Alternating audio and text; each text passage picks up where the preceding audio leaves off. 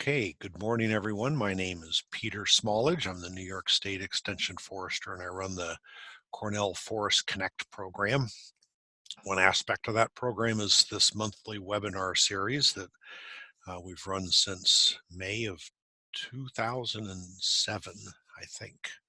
So it's been a long time, and it's been a lot of fun. And one of the really fun parts for you and for me is that we're able to have some fantastic speakers talk about some really interesting topics. And today is online is aligned with that pattern, where we're going to be joined this noon by Dr. Shorna Allred, who's an associate professor in the Department of Natural Resources.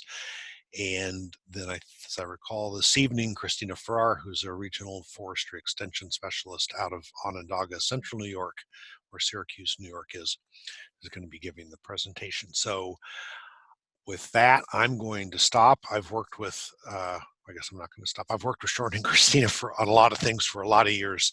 They're fabulous people, very talented, and you're going to be grateful that you joined in today. So with that, I will stop. Shorna, thank you for joining us, and I'm going to mute and just sit back and enjoy the presentation. Okay, thank you so much, Pete, for that wonderful introduction. The feeling is mutual. We really enjoy the invitation to participate in the webinar series periodically and look forward to spending the next hour with all of you that have carved out this time to explore legacy planning with Kristina Ferrare and myself. So what is legacy planning? So a couple of things that we're going to cover in today's webinar. We'd like to share with you some recent research and trends on legacy planning, to talk about the legal and financial benefits and implications of not planning, and also share with you some outreach tools that we've been developing over the last few years to really help both landowners and forestry and natural resource professionals work with landowners on legacy planning. And so legacy planning is really about embracing the stewardship ethic that so many landowners have for their woods. That stewardship ethic involves not only caring for the land today, but also extending it into the future. And legacy planning really is this very thoughtful and deliberate process that develops over time. So it is something that takes time, but is also something that landowners can really get started on right away. But it's something to always continually revisit. And so why is legacy planning and really thinking about the future of forest land so important? Well, in New York State alone, forest land is 19 million acres of forest land in the state. Over 60% of our state is woodland, and private woodlands are almost 11 acres of that, and we have over 500,000 private woodland owners in New York State. And so these decisions that they make not only impact their own land, but also the myriad of public benefits that we know come from woodlands, things like clean air and clean water, all of the wildlife habitat, the historic preservation of woodlands and everything that's there. And so if we look at those owners that have 10 acres or more, it's close to 200,000 owners, or about 10 million acres of land in the state of New York. And so when we think about what the threats are to forests in New York State, forest parcelization is a real threat and area of vulnerability for woodlands throughout the state, because when forest land changes hands, that's when it's most vulnerable and at risk for conversion to non-forest uses. So when those changes in ownership happen, it often results in management and use decisions that often don't reflect the previous owner's goals. And so that's something that we really want to help change through this kind of legacy planning, and education. So one of the reasons that this ownership change often results in decisions that don't reflect the previous owner's goals is because while our research has found that 80% of forest owners plan to keep forest land in their family, however, only 40% have actually discussed any kind of legacy plan with their children, and only 35% of children of forest owners are actually involved in the current forest plan. And we know that even fewer than 40% or 35% have any kind of plan in place. And so this is something that we hope a lot of these educational programs and engagement can help to address. And failing to plan is planning to fail, that without a plan in place, land may be lost due to development, due to conversion to non-forest uses. There's also estate taxes to think about at the federal and state level. And so oftentimes the sale of timber, it could be a forced or unplanned sale of timber to generate cash to pay for the estate taxes, or outright sale of the land to pay for estate taxes. And so in the National Woodland Owner Survey that's done by the U.S. Forest Service, they found that money concerns are the #1 reason why land may not stay within the family. And so that oftentimes is because heirs cannot afford the land upkeep or the estate taxes to pay for that, or the current owners may need retirement income. So just to delve into that a little bit deeper with this figure from the National Woodland Owner Survey, if you can see, taxes are at the top of the concern, whether it's managed by number of landowners, that's the ownership's graph there, or by area of land. Taxes come out as important, but as the most important concern that landowners have nationally. But if you look down this list of concerns that are there right in the middle, you also see that legacy is the third most important concern. So legacy and leaving the land as a legacy is something that woodland owners are very much concerned about, not only in New York State and the Northeast, but this bears out nationally as well. The National Woodland Owner Survey also asked woodland owners about their future plans. And again, most landowners say they want their woodland to stay woodland. That was the title of this webinar, keeping forests as forests. Legacy planning is a really critical part of what owners really want to see for their land in the future. And about 16% indicate, yes, I do plan to sell or transfer my land in the next 5 years. They would do so if the land was offered at the right price. But the majority of landowners are not planning to sell or transfer their land. It's a much smaller percentage than those that really say, I want to leave a legacy and I want my woodland to stay as woodland into the future. So I wanted to share with you some findings from a USDA NIFA funded study that we've been working on with collaborators in Maine, Massachusetts, Vermont, and New York State. And these are all land grant universities, and collaborating with the U.S. Forest Service as well to really survey landowners across the region to delve into this idea of legacy planning. And we found that in terms of landowners throughout the Northeast, that landowners, 78% purchased it, some by inheritance or a gift, but that this is something that is important, that some landowners are really choosing to be landowners, that they are purchasing land because they really do enjoy the benefit and stewardship of woodland and want to leave it as a legacy for the future. 90% of landowners that we surveyed were the sole owner, with one other person, typically a spouse, as you can see here. And but I also want to point out the importance of multiple generations when it comes to legacy planning, because 70% of families reported 2 or more generations being involved in their land. And so idea of legacy planning really is about this. Legacy planning is really comprised of not only estate planning, which is the legacy planning tools like estate planning tools, but also land stewardship and communications with the next owner. So family communication can play a really influential role in successful estate planning.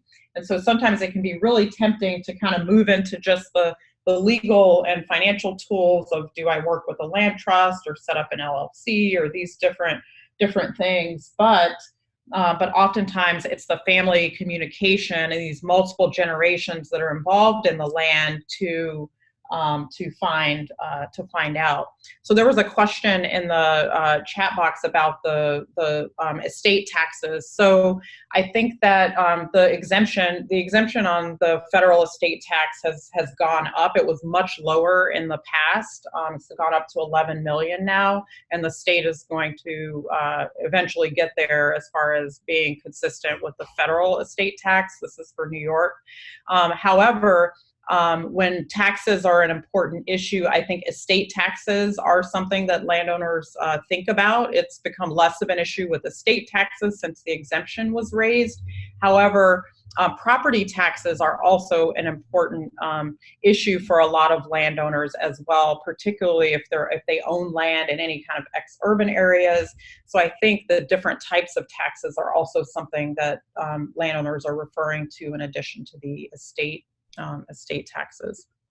So one of the things that we asked about as well is the keeping land undeveloped. And so, some landowners are very undecided about that. 32% said, yes, I definitely want to keep my land undeveloped, but there's about, a little over half that said, I'm not really sure. And so in terms of the estate planning activities, 44% had a will, which is actually really high compared to national averages as well. But over a third don't have any kind of any estate planning tools in place. Some have 21% had a will or trust or LLC. One of the things that we found surprising when we did this research was that we followed up the surveys with interviews. And so in the interviews, it was interesting because we found that 44% had a will, but in the follow-up interviews, a lot of the landowners said, yes, I have a will, but my land is actually not part of my will, that they actually don't talk about their land in their will. So it was, or the trust that they had, if they had a trust set up. So this is a really interesting finding because it just represents that oftentimes land is not really viewed as the corpus of assets that a landowner may have. With regard to conservation easements, we found that only about 1 in 5 had thought about doing any kind of conservation easement. Some, about a quarter, had thought about it. Some were actually in the process of doing a conservation easement. Elaine also just put in the chat pod that she's working towards a conservation restriction on about 18 acres of woodland that her grandparents, that was her grandparents' farmland. So conservation easements are one potential tool that owners can utilize as a way to think about the legacy of their land. And so estate planning is really not a single document. It's a process that's about, yes, it's the documents like the will or a trust or what kind of legal and financial tools you'll utilize to protect yourself against the taxes that your heirs may have to pay. But it's also about the tools and the communication process that help to go into developing that. For example, the will is often insufficient for passing on land. It doesn't provide any tax benefits, for example. And so the will is about the transfer of assets, but it doesn't necessarily ensure that the land is going to be owned or managed in the future as a landowner might have intended. And so that's why we really advocate for this conservation-based estate planning, that we really think about how do you integrate conservation into the estate planning process. So how do you keep forest as forests? How are those elements of the estate plan that deal directly with keeping the land in its natural state or undeveloped state? So a lot of times that involves, having a woodland management plan, having an inventory, really knowing what you have on your land, knowing about their options that they have, and then also knowing about option to keep land under or undeveloped if they want to keep their forests as forests. Norman, thank you for your comment about property taxes. It's definitely an issue in New York State. I would say throughout the Northeast as well, that the property taxes are something, especially as development pressure increases into rural areas, and you have a lot of this kind of ex-urban development. You see that the property taxes are something that landowners are having to contend with in the present, and also thinking about the estate taxes at the federal and state level that are going to kick in at the time of death. So the conservation-based estate planning is like about keeping the plates spinning.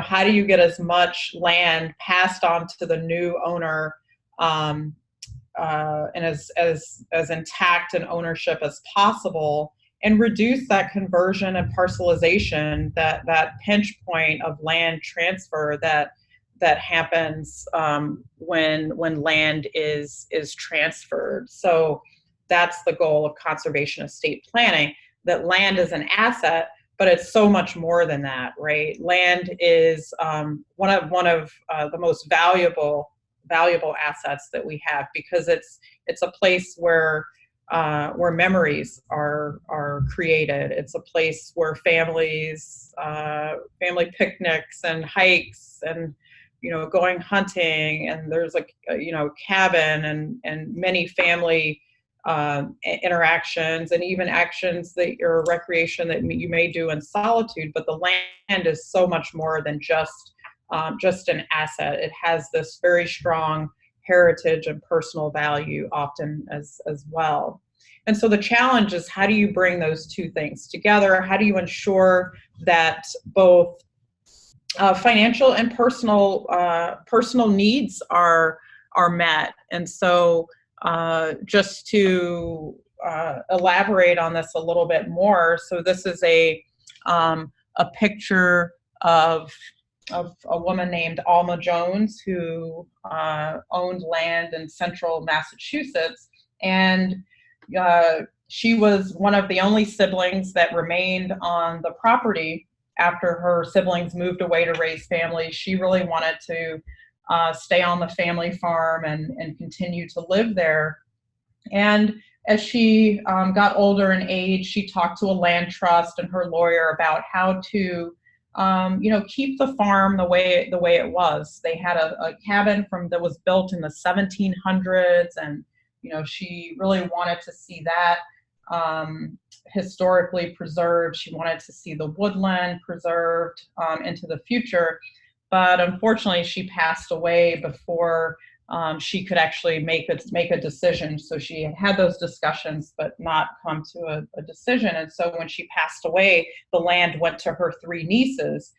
One of the nieces was aware of what her aunt had wanted, and tried to convince the other two nieces, the other heirs, of what Alma's wishes were, but they really wanted the cash. And so even though the land trust had a 1/3 ownership, it really held up the process in terms of having a 1/3 interest, and then the two other heirs having a 2/3 interest. And so it's really just, the land trust and the developer can't agree on what to do. So the cabin slowly rotted to the ground and the land was not preserved. So this is an example of the challenges that can occur from waiting too long to make a decision and put those tools in place to protect the land. So land is a flexible asset. It lends itself to these creative solutions for gaining both financial and personal values. So this is a really important point because community-based estate planning really starts with, you know, discussing your wishes, the landowner's wishes, and what the wishes are for the family. And thinking about current use programs in New York State, it's the 480A program, which would help with property taxes. But a lot of these current use programs are available in states, and you know, this is something that can really help with that number one concern that a lot of landowners have. And then to formalize those wishes in a will or trust. The will is really the basic, the ground floor of the estate planning process, of really needing to have that in place. But thinking about the ownership, and again, we may have very different conceptions of ownership. Do we really own the land, or are we just renting it?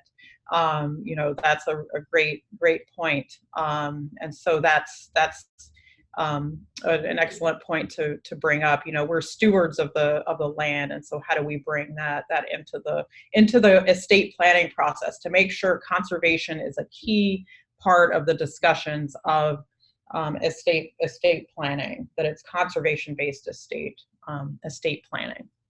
And it may be the landowner's wish to donate the land to a conservation easement or to sell it. So whatever those wishes are, just making sure that those are conversations that happen before, you know, early in the process, because we never know how much longer we have on this earth. And so there's two main decisions. If we boil it down, it's, you know, who will own the land? Again, thinking about whether we truly own the land, or if we're just here temporarily to steward it. But, you know, discussing those wishes with family.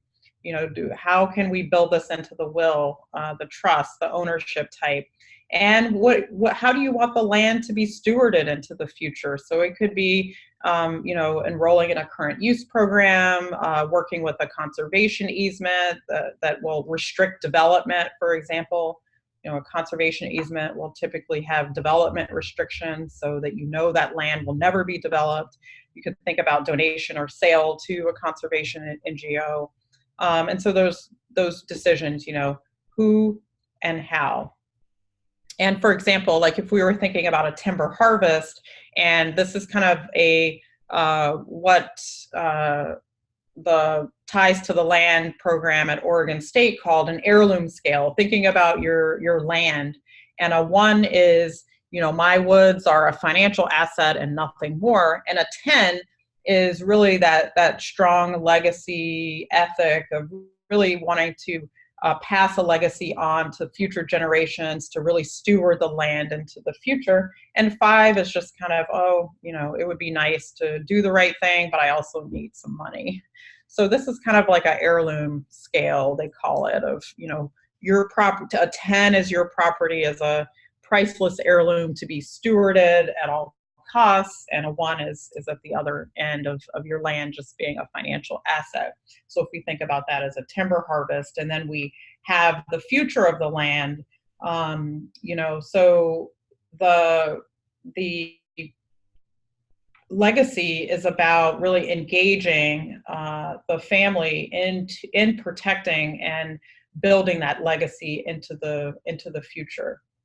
So I really like the way that this kind of gives us a conceptual way to think about legacy planning, because in some of the studies that have been done, the view of legacy from the owner may be very different than the view of legacy from an heir. For example, like Alma's 3 nieces, one niece was very conservation minded, the other 2 heirs were not. And so these discussions are really helpful to have with heirs around what they see as the future of the land and how that fits with your vision and how you bring those 2 things together. Okay. So the next part of the webinar, we wanted to move into family stories. And so I'm going to pass it on to Kristina Ferrare. But Lisa just talked about the Vermont Coverts program holding passing lands pop-ups, which sounds really cool. Speed dating with professionals like a lawyer, a family mediator. It sounds like that's a really great program. A lot of times landowners do want to be connected and be able to ask those kinds of questions to estate planning professionals. So I love that idea, and I could see something like that really working here in New York State as well. I know Massachusetts does something similar to that. So thank you for passing on that idea.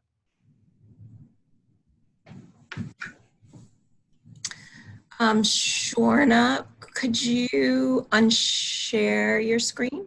Sure. Please. And then I will share my screen. Okay.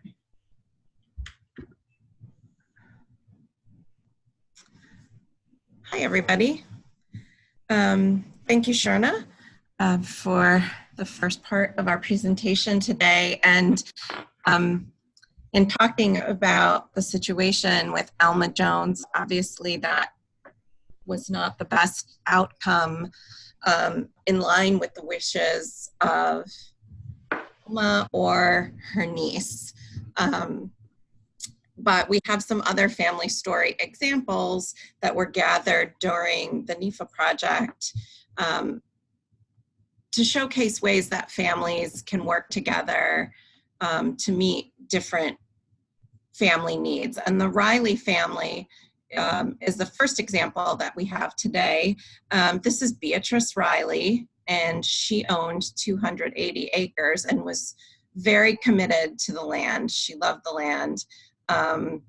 And she raised her grandchildren on that property. They visited often and grew up with a very strong land ethic and appreciation for the property as well. She did become ill and passed without a formal estate plan taking into consideration the future of her property. But her grandchildren worked together to honor what they believed their grandmother's wishes would be, and to meet their own needs for what they wanted to see the future of that property to become. And they weren't able to conserve all of the property, but conserving some in the biggest amount possible is better than not conserving anything. So this map shows the original 80 acres and how they were able to divide it up by working with a land trust and then a state conservation agency. So all three of the grandchildren wanted to have building parcels to be close to the property that they loved and share those memories of their childhood and their grandmother. So you can see they carved out 3 home sites for the grandchildren. They donated a conservation easement, the Brown property, about 188 acres, to be conserved in perpetuity, and then were able to sell 80 acres to a state conservation agency. So that really is the majority of the property being conserved and left in a natural state. And all of that abuts other state conservation land. So that blue area, you can see that there's a lot of continuity in the landscape there. So that's a very positive outcome, even though the original landowner, Beatrice, passed away without having a formal plan in place. Yes. Real quick, there was a chat that they're not seeing the full screen, that they're seeing the mode. Yeah, I'm changing that right now. That's okay. For selecting the right. Apologies for that. How's that? Yep, that looks like it changed it. Thank you. Mm-hmm. Sorry about that.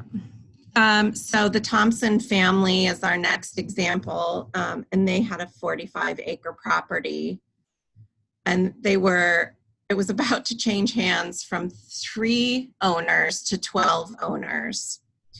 And so during the course of family conversations and consultation with an attorney, they set up a family trust, so a legal entity as the decision-making body for the future of that land. And each branch of that family shared a third interest in the property. And each branch of the family therefore named one representative to participate in those discussions and represent that branch of the property. And they made lots of decisions pertaining to maintaining the land. There was a significant ice storm that impacted the property.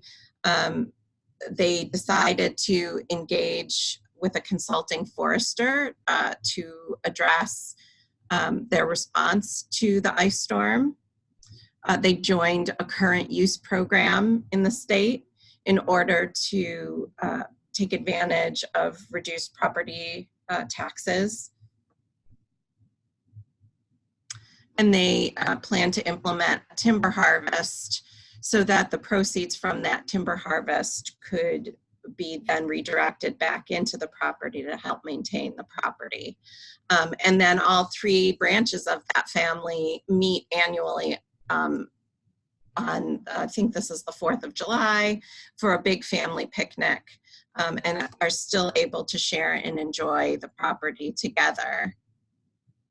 So instead of the land passing directly to 12 people who are trying to come to a consensus, they engaged in a trust and used that as the decision-making body to continue to make stewardship decisions for the property. And so I just wanted to point out, in the case of Alma and the case of Beatrice, women are increasingly playing a critical role in family decisions. They often live longer than men. They are an increasing demographic of forest landowners, but sometimes are less confident than men in their decision making. They might have not been the primary decision makers for stewardship decisions while their partners were still alive. However, it's been shown that when women do decide what to do, they're more likely to conserve their land and make decisions in the direction of land conservation. And so women's networks that are increasingly coming together, I know in New York State and in other places in the Northeast, and I'm sure throughout the country, are great places for forestry professionals to interact with women that are now in decision-making positions for the future of their land and share some of the tools that are out there to help them begin the long process of conservation-based estate planning. Just to discuss some of the landowner challenges to conservation-based estate planning, there are costs involved in this. There are several professionals, attorneys, tax attorneys that really need to be consulted, and it is kind of a specialty area of expertise. We'll talk about how we're finding and connecting with those folks a little bit at the end. Connecting with a professional is often a challenge. So finding people that have that special expertise, often people help with, have an attorney that helps them with their will, have an accountant that helps them with financial matters, but people that are professionals that are used to having that discussion about land as a flexible asset and the complications of how to provide for those wishes of make sure the landowner's wishes are preserved beyond their life. That's a little bit of a specialty area. So sometimes finding and connecting with a professional is the biggest challenge. And then there is that sort of elephant in the room about fairness and family dynamics. When there are several siblings involved, but even though some of them might not feel as attached to the land, might not have the same conservation ethic or stewardship interests long-term. Over and over again, landowners, of course, are concerned about the fairness of their estate planning and making sure that all of their heirs are provided for. So that discussion and reconciling fairness with the long-term goals beyond their lifetime for their property is a very real challenge for landowners. So natural resource professionals at the local level, we can be first responders in this challenging world of helping landowners get started on the road to conservation-based estate planning. Some of the surveys that were conducted in the NEFA study have shown that landowners look to land trusts and their foresters to provide them with this kind of information. So, you know, for the professionals that are on the call, we're kind of in a unique position to influence this. I hope some of the tools that we can share with you will help you have those discussions and be confident about steering people in the right direction. In New York State, our website is yourlegacynewyork.org, and our resources are available to you all through this portal. We have a video, a Protecting Your Legacy video, which I'm going to attempt to show you right now. That's a great introduction. So for foresters and natural resource professionals on the call, if you're doing a workshop or a woods forum or the passing lands speed dating pop-up type of format, this is a nice opening introduction for a gathering of landowners who are coming to start thinking about the process.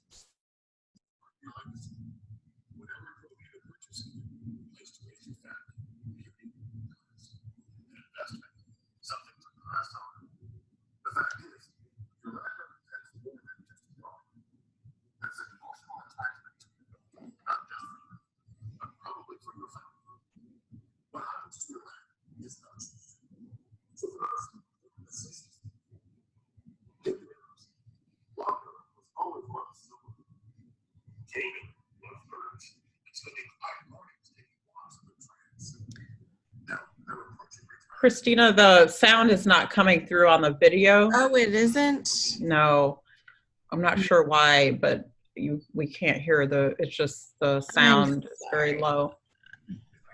I've got the volume up all the way on that.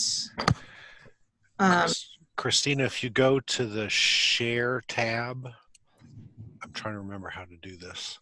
There may be a button that allows you to share computer sound.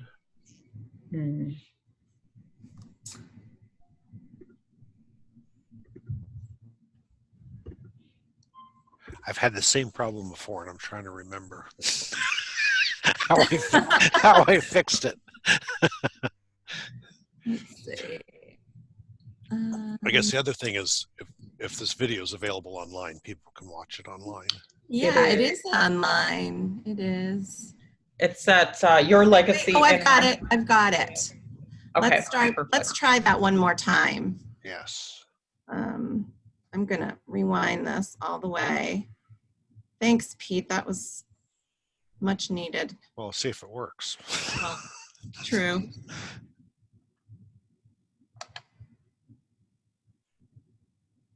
Well, let's hope.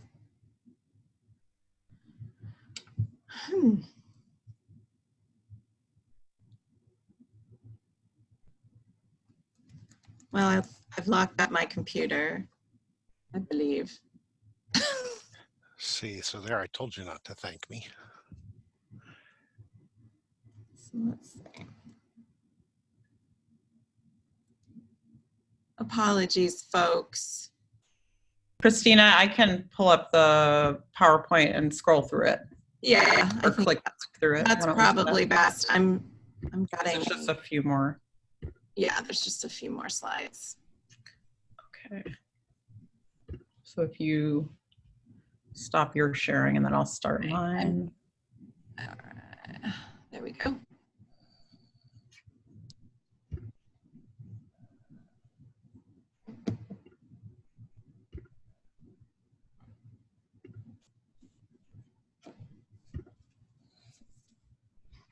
Okay.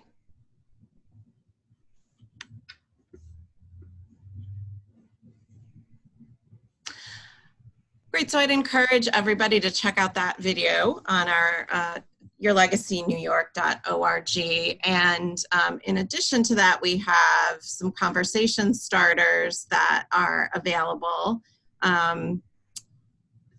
Sometimes just sitting down and prompting people to start thinking about why they love their woods and what's most important to them about their woods is the most fundamental conversation in getting started in a legacy planning discussion. Go ahead, Shorna, thanks. And forest story cards are available. Some of you may have used these if you've been to a workshop with us.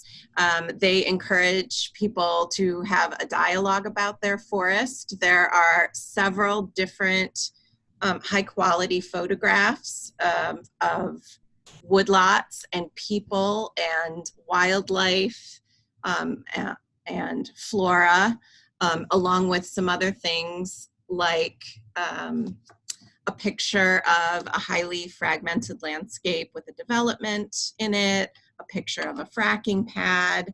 And the idea is to share these story cards with a landowner and ask them some questions, and they can use the forest story cards to answer those questions.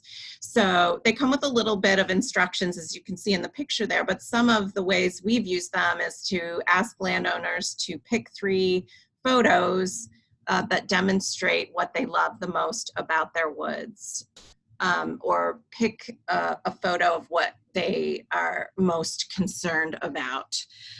So that sort of opens the door for different kinds of discussions, things that might be difficult for people to begin talking about with you. Go ahead, Shorna. We also have 3 publications that were developed in collaboration with our partners on the NIFA grant. They are Their Land, Their Legacy, Protecting Your Legacy and Using a Will to Pass on Their Land. Their Land, Their Legacy, go ahead, Shorna, is, this is a specific publication for those that are helping landowners make decisions about the future of their land. So if you're a natural resource professional, I'd encourage you to download the PDF and take a look at that. It has some great tips on it on how to start conversations with landowners. Some of the data that we've learned as part of our study, and as well as tips for organizing outreach events. So this is a great place to start to put together some ideas for your own outreach and programming, and what might work for you to reach out to your landowner audience. We also have a companion publication called Protecting Your Legacy, which is available for a landowner audience. It goes very well with Their Land, Their Legacy, but landowners that are on the call today, you can download this, see some statistics in there and some of the high points about what you should be thinking about and the direction you should move in when you're beginning to consider the lengthy task of conservation estate planning. Some of the chapters address why estate planning is important for every landowner and how to really frame and articulate your goals to your family. It's such a challenging thing. Communication often is the underpinning of everything, of the success of everything we do, and is equally as important here. And we also talk about a variety of estate planning tools. So this is a great publication that elaborates a little further on all the tools that might be part of your toolbox for your long-term planning. And finally, we have Using a Will to Pass on Your Land. This is our newest publication. As Shorna mentioned earlier, lots of people have wills, but really don't include their land asset as part of their will. But you know, a will is sort of the most basic estate planning tool, and it's something that most people are at least familiar with. And this document has been very popular because it incorporates the land asset discussion into a very familiar tool. So how to bring your land into your will, and using the will as your basic tool to pass on your land. So all of these can be found on our resources tab. So you'll see we've got some navigation horizontally across the top. And if you find the resources tab, you'll find our video, you'll find the story cards, and all of these publications. And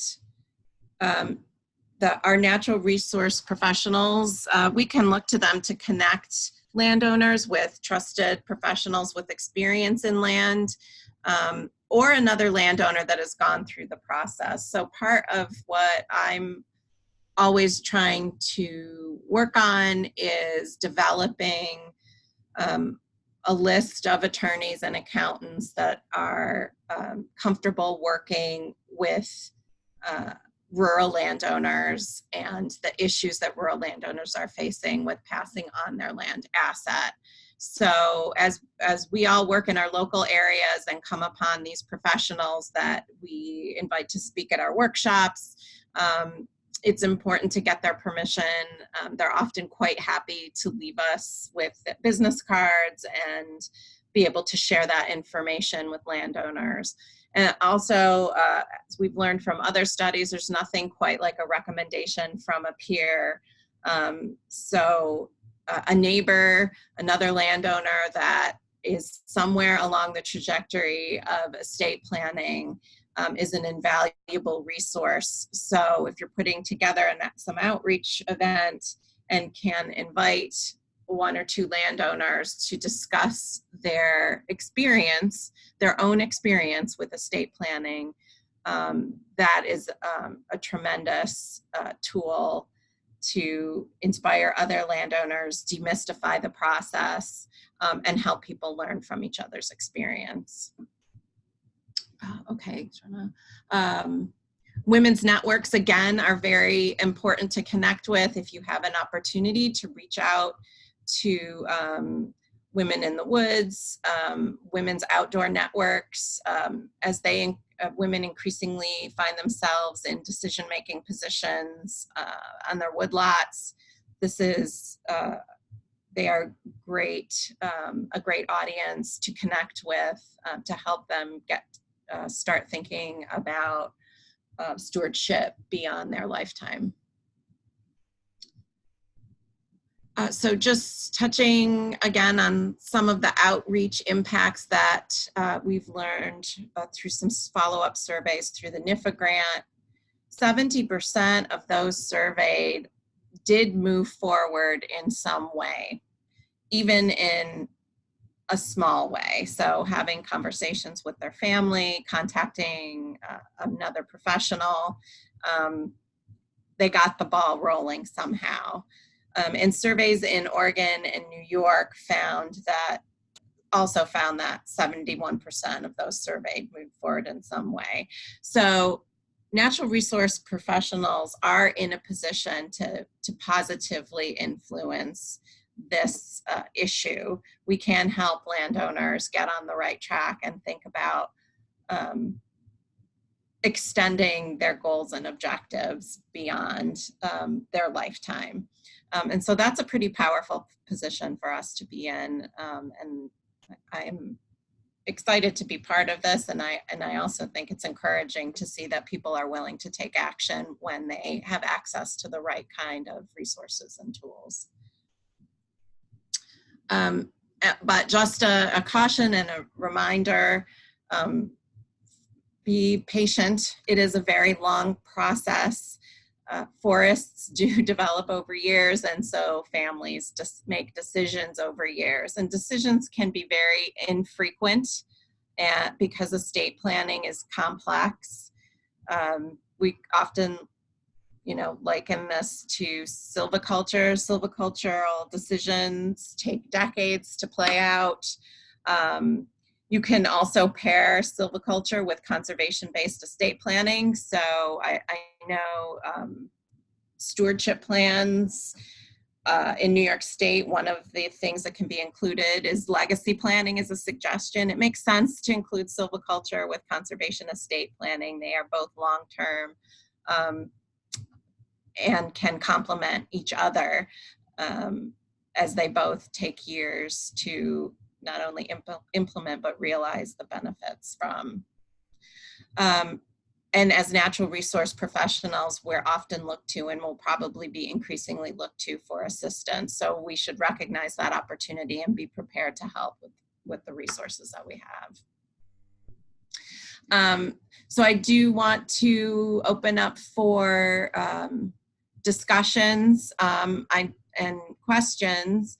I'd like to know from landowners how they see themselves using these resources, and from professionals both how you might use the resources, but also what kinds of questions you get about legacy and estate planning. And I wanted to make a little bit of a plug for a workshop that we have coming up. Shorna, it's 2 slides ahead, just before we open the floor. Oh, you don't have, oh, that's on my, hold on for just a second. Maybe I could send that out to the group since I'm still locked up. But we have a workshop coming up for those of you that are in the... I'll pull it up. Thanks. That would be really helpful. I can't go to the registration page, sorry. For some reason, it locks me out. Yeah, and we can send that information to everybody. Yeah, we'll send that out. So let me just say that if you're in the Capital Region or nearby, we are doing a workshop on Saturday, October 5th for landowners from 9 to 3:30 p.m. in East Greenbush. And we will be doing an in-depth workshop on protecting your legacy, keeping forests as forests. And we will have an attorney present. John Lavelle from Lavelle and Finn is coming to talk specifically about the legal tools and how to make a decision about which legal tool you might consider as right for you and your family. To protect your land and your goals. So I would recommend, well, we'll send that out as a follow-up and take a look at that, see if you're available. We would love to see you there for one of our in-depth workshops on legacy planning. Thank you. Sorry for all of the mix-ups, folks. There's our oops, agenda. Oh, sorry, I stopped the share. I'll go back.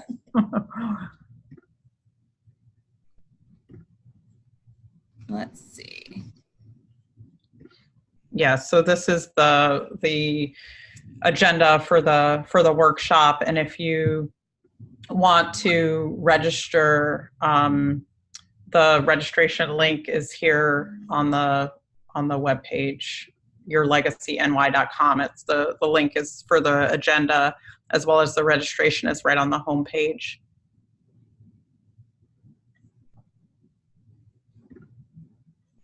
So you can check out the agenda, the proposed agenda for the day. And any questions, I'd be happy to answer questions about the workshop. Okay. Did you have a comment in the chat? Let's see here.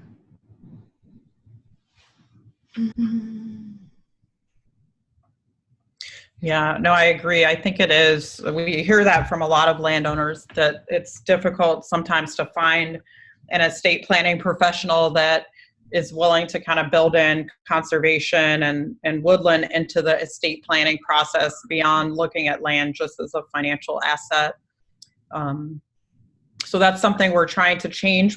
For October, we actually wanted to do a workshop with estate planning professionals as well, just to try and increase their understanding from the woodland perspective. So that's something we're constantly trying to work on. So completely agree. Eric's question about the role of consulting foresters, and are they listed on the yourlegacynewyork.org? One of the things that that's very positive that's been happening is I presented a 2-hour mini workshop this summer to DEC service foresters at their summer in service. And as a result of that, I've been invited, I think we're doing 3 regional workshops this fall that individual service foresters are giving that are inviting consulting foresters in their area. I don't have service or consulting foresters listed on our website. I often refer people to the DEC consulting forester list or the SAF forester list. But one of the audiences that we'd really like to develop is consulting foresters that are interested in integrating legacy planning into their discussions with landowners. So I'm looking forward to the opportunity this fall to meeting many more of them in a workshop setting and getting some of these resources directly into their hands, and empowering them to have these kinds of discussions with their clients.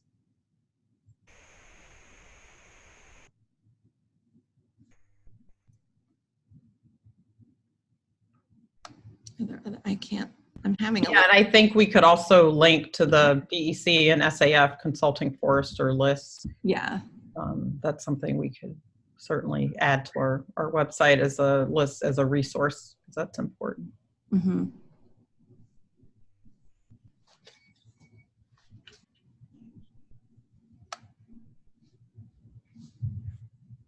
Are there Any other questions that I'm not seeing? I'm having a little trouble with my... So Paul, did you see the question from Paul? He says, it seems like the industry as a whole does not do a good job of marketing their services. It seems to be a challenge for landowners to find professionals who can help.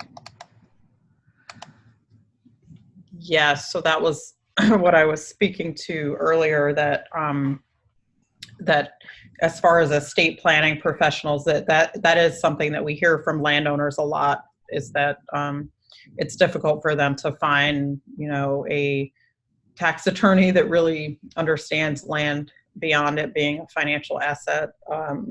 So it is, I think I totally agree with that statement, that sometimes it's difficult for landowners to know where to go. And so we've been trying to have workshops to invite those professionals there that have experience working with landowners, so that they can connect and hopefully, find someone that can help with their own land estate planning process, conservation estate planning process with their land.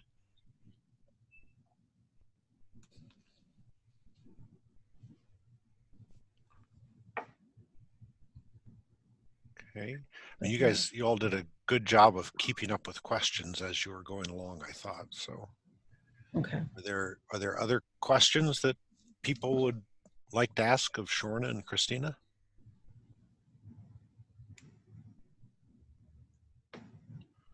Thank you, Paul. Thank you, Paul. Yeah, please check out, we encourage you to go to yourlegacyny.org.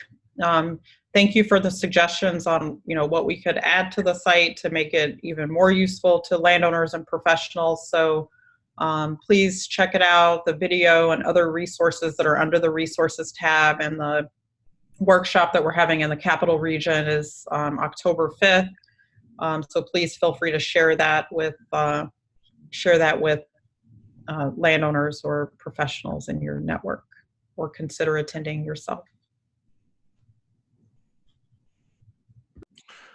All right. Well, I'd like to thank Shorna and Kristina. This was a very good presentation, and thank all of the participants for their time. If you'd like to watch this all again, you can see it. Join us tonight at 7.